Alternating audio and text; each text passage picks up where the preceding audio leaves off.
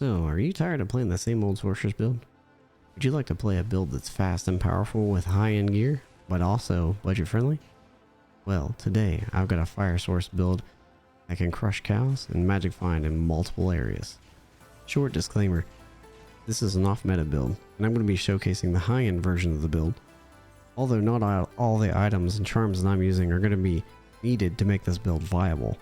If you do like the build though, come check it out at twitch.tv/Videstral. We'll be giving it away there. With all that out of the way, let's get started.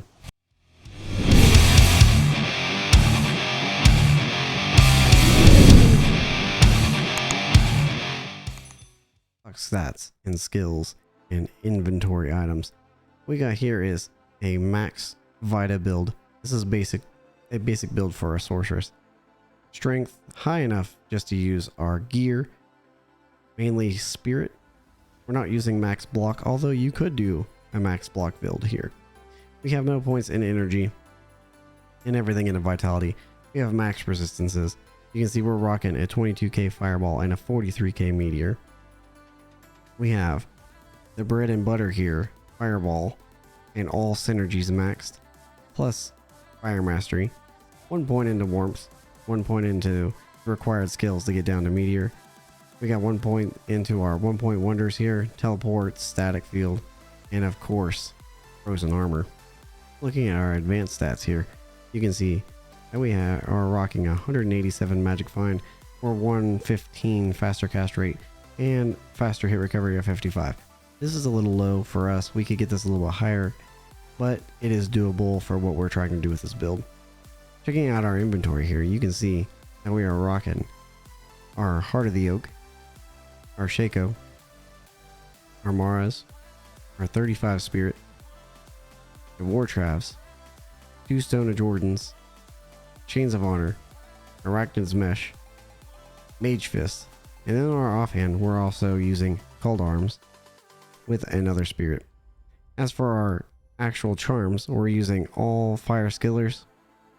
We're using a Sorcerer's Torch, an Annihilus charm, and then 7 MF small charms for the rest of the build.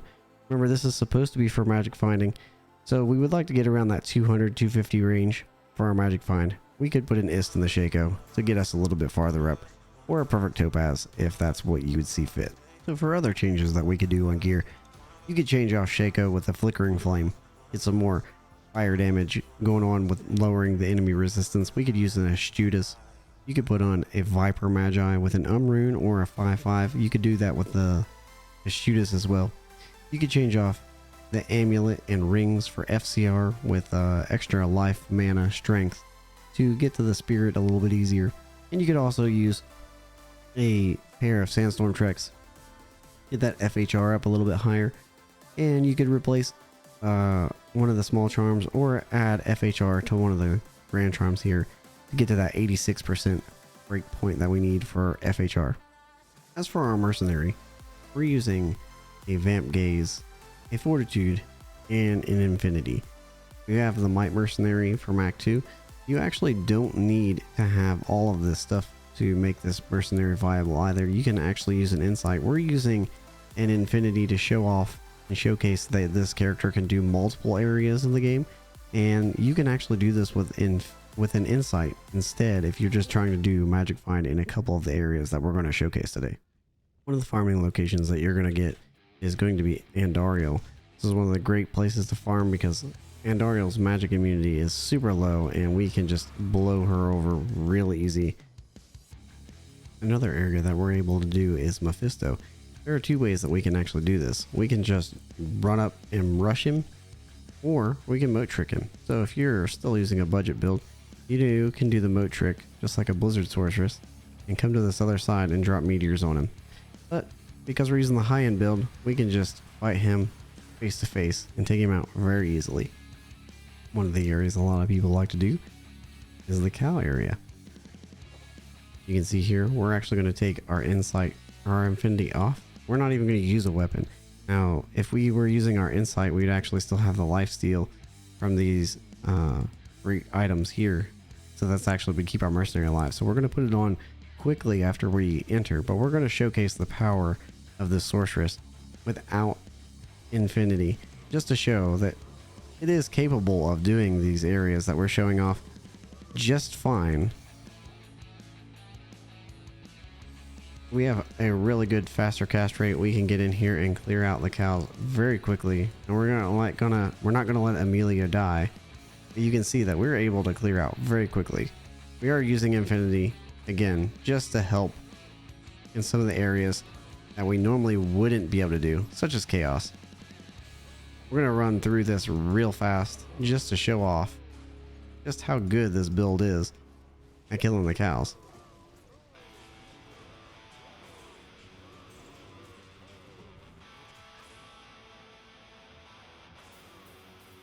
Now, this isn't a lightning sorceress. It definitely can't kill as fast, but it can definitely get the job done.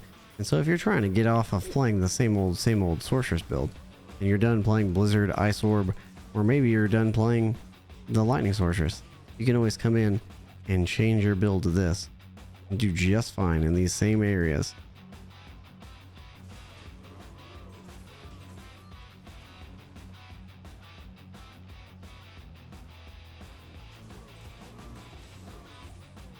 And here we are at the Stony Tombs.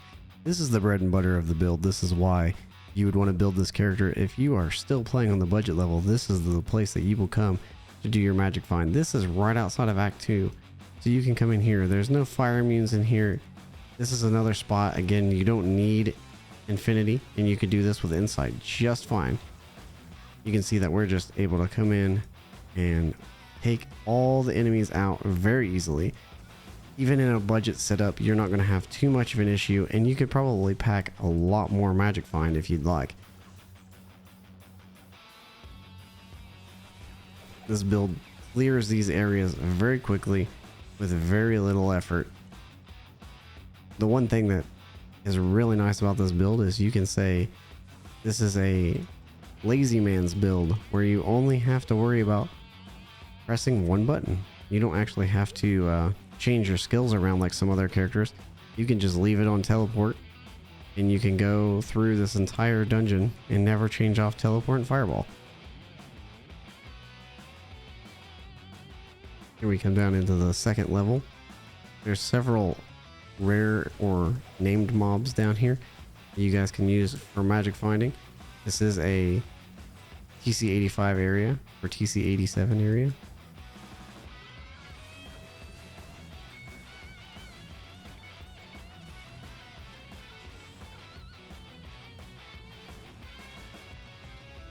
You can find any loot in this area that you would be able to find anywhere else in the game. So this is a great place for magic finding. A great place for this character to come in and showcase its power. There are alternatives to this build that you can use where you put points into Ice Orb instead. And you can use those to clear out areas that you might have trouble with just the solo farm, with the solo fire build. Some final thoughts on this build. This is a great build that you can start a ladder season with. You can go with a Frozen Orb and Fireball instead of the full fire tree. This is a great build that can get you going if you're tired of the same old Blizzard build. This is a great starter build that you can check out and try out and use up until the point that you're ready to change over to Blizzard, or until you're ready to change over to the lightning tree and go that route. Overall, this build is great. It's been a lot of fun playing. It is fast. It's resilient. It has some great clear speed and can clear areas that you normally wouldn't go to, which makes it interesting and different to play. Very fun build. And remember guys, if you like this build, come check us out at twitch.tv/Fadestral. Get your chance at winning this sorceress build, and we'll see you in the next video.